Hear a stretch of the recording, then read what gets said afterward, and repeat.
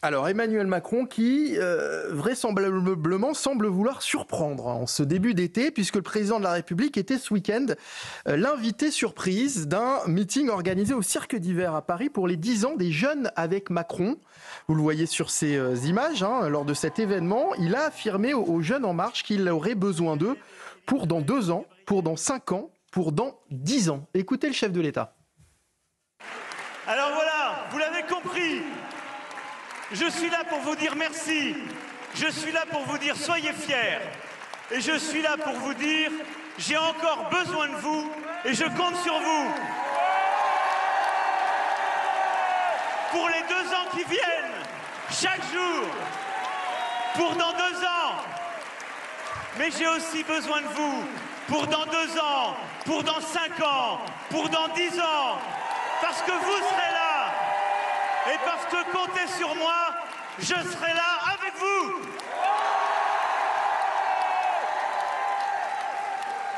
Et ensemble, on ne lâchera rien. Rien. Naïma M. Fadel, je vous entendais commenter. Vous disiez l'assurance jusqu'au bout. Ah oui, moi je l'admire, vraiment. Non, mais il a mis il a fait en sorte que le pays décline. Le pays va très très mal. Les Français sont malheureux. On perd des entreprises. Enfin, tout va mal. On est vraiment. Moi, je rencontrais dernièrement des jeunes qui sont extrêmement pessimistes quant à leur avenir. Beaucoup de jeunes partent, justement des jeunes brillants. Et lui, il est là, sûr de lui. Vraiment, à se congratuler. Moi, je le trouve assez incroyable, en fait. Et ça me fait penser aussi, vous savez, quand j'ai vu qu'il donnait ce rendez-vous, ça m'a fait penser à la Russie, à Poutine, avec, je crois qu'il s'appelle Dimitri Medvedev, qui, en fait, se sont arrangés pour faire une espèce d'alternance. Et je me suis dit, peut-être qu'il va lancer quelqu'un, il va le soutenir, pour ensuite revenir en 2032. Ce qui est intéressant dans cette déclamation pleine de fougue et tout, c'est qu'il nous dit le sous-texte, c'est il faudra encore compter sur moi longtemps. Bien sûr. Oui, donc, bien sûr. Il ne termine pas. C'est pour ça, Georges, que cette phrase fait autant parler. Il faut en parler. Moi, je n'exclus pas, par exemple, l'idée qu'il puisse se présenter aux prochaines législatives. Carrément là. Comme François Hollande l'a fait. François Hollande l'a fait. Giscard d'Estaing l'avait fait. Donc, pour revenir... Ou en 2032 aussi, on peut ne pas l'exclure. On peut déjà imaginer qu'en 2027, après les présidentielles, législatives se présente, pourquoi pas, législatives, d'autres l'ont fait. Et puis il nous dit rendez-vous en 2032. Donc ça, c'est le message qui nous est passé. Il faudra encore compter sur sa présence en politique les années à venir. Alors on va continuer à en parler. C'est son droit, Bien sûr, c'est son droit. On va continuer à en parler dans un instant, mais d'abord il est 18h30 sur CNews et sur Europe 1, l'heure du rappel des titres de l'actualité avec Maureen Vidal. Bonsoir Mickaël, bonsoir à tous. À la une de l'actualité, l'Assemblée nationale a observé une minute de silence après avoir appris la mort du député Olivier Marleix, le député d'Eure-et-Loir qui avait présidé le groupe LR à l'Assemblée nationale de 2022 à 2024, a mis fin à ses jours à son domicile. Les députés rendent hommage à leurs collègues. Emmanuel Macron a salué sa conviction et son amour du pays. Un hommage à l'Assemblée nationale lui sera rendu demain à 15h.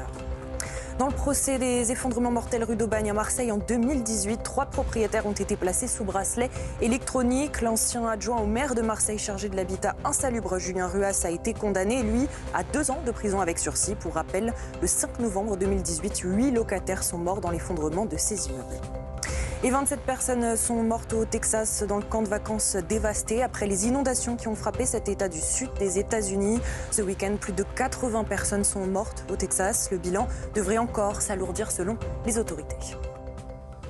Merci beaucoup Maureen Vidal, de retour sur CNews et sur Europe 1. La suite de Punchline avec ces mots d'Emmanuel Macron qui ont beaucoup fait réagir ce week-end. Invité surprise d'un meeting organisé au Cirque d'Hiver à Paris pour les 10 ans des Jeunes en marche. Emmanuel Macron qui assure qu'il faudra compter sur lui dans les prochaines années, dans 2 ans dit-il, dans 5 ans et même dans 10 ans. il va falloir tenir avec Emmanuel Macron pendant toutes ces prochaines années. Mais moi, ce qui me fascine, François Pupponi, Naïma M. Fadel parlait de l'assurance du chef de l'État, mais on a aussi l'impression que on dit souvent des politiques des fois qui sont hors sol. Mais lui, on a l'impression qu'il n'a rien compris sur ce qui se passe autour de lui, sur le rejet qu'il y a autour de sa personne. Alors, c'est peut-être aussi une forme de provocation à l'endroit de Gabriel Attal, qui, quelques minutes avant cette prise de parole, Gabriel Attal, qui a également prononcé un discours aux airs clairement de pré-campagne électorale. Hein. Non mais Macron, pour bien le connaître, il ne va pas s'arrêter en 2027. Hein. Enfin, je ne sais pas la personnalité, il est très jeune. Oui, il est jeune, oui, c'est vrai. Il ne va pas s'arrêter en disant voilà, j'ai été élu 2 fois, c'est fini, je n'ai pas forcément un bon bilan. Lui, il pense qu'il a un très bon bilan. Non, il a été réélu. Parce qu'on disait à peu près la même chose en 2022, en disant « les gens n'en veulent plus ».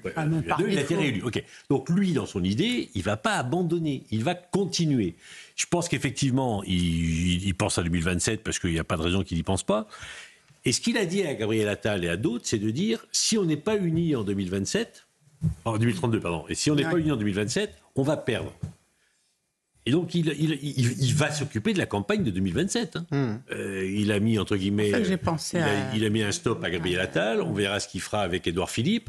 Mais on voit bien qu'il est en train... Et quand il reprend le texte sur l'islamisme, c'est aussi passer un message à Bruno Retailleau. C'est-à-dire que là, aujourd'hui, il est en train de s'occuper de tous les prétendants possibles en disant... Gérald Darmanin, notamment. Gérald Darmanin, le patron, c'est moi. C'est encore moi et vous allez le comprendre.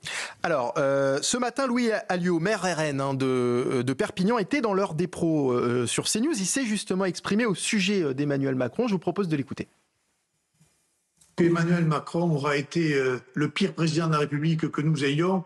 Et déjà, avec Hollande, on avait déjà un challenge important. Donc effectivement, plus vite, à l'Assemblée nationale, il y aura une majorité cohérente et qui remettra de l'ordre, plus vite, ça ira bien pour la France. Pour l'instant, c'est lui qui tient le bouton de la dissolution. Et effectivement, pour rendre la situation beaucoup plus claire et transparente, je crois qu'il sera nécessaire de dissoudre l'Assemblée nationale et de préparer les échéances d'après, parce que s'il ne le fait pas, il va pourrir la situation. Il est accroché à son pouvoir comme jamais, il ne partagera pas, il fera tout pour que les gouvernements ne réussissent pas, et de ce point de vue-là, il est devenu un boulet pour la République. Michel Fayad, Emmanuel Macron est le pire président de la République que nous ayons eu. Il y va fort, hein, Louis Alliot. Hein.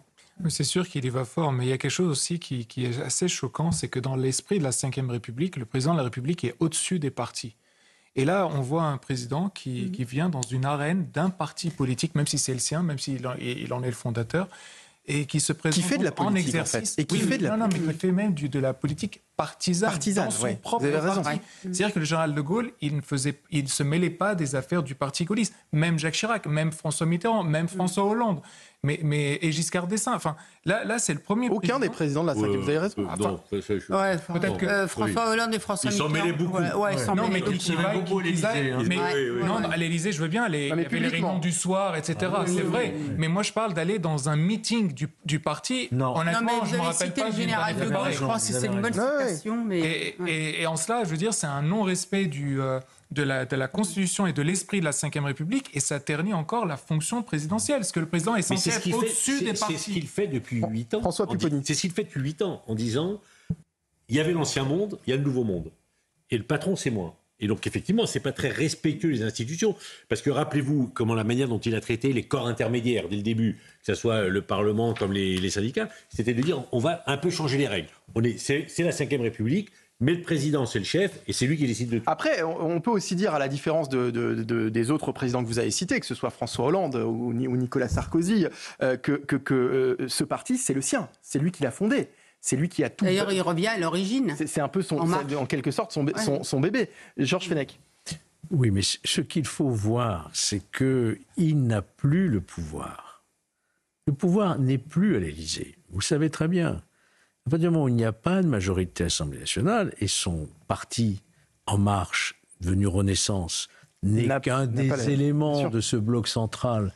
Donc il n'a plus les manettes. Et d'ailleurs, vous le voyez bien, s'émouvoir quand on détricote ce qu'il avait fait en matière écologique, quand on parle de finalement un bilan qui n'est pas bon par rapport à ce qu'il a fait.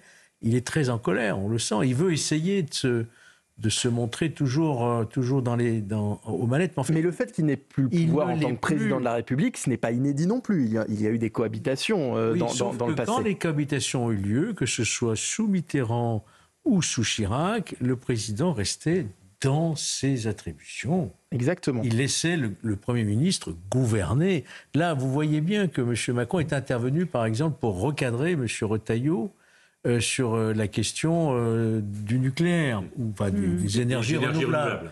Vous voyez bien qu'il ne respecte pas franchement la limite de ses attributions. Et on voit bien qu'il y a d'ailleurs un Premier ministre qui est un peu débordé, en fait.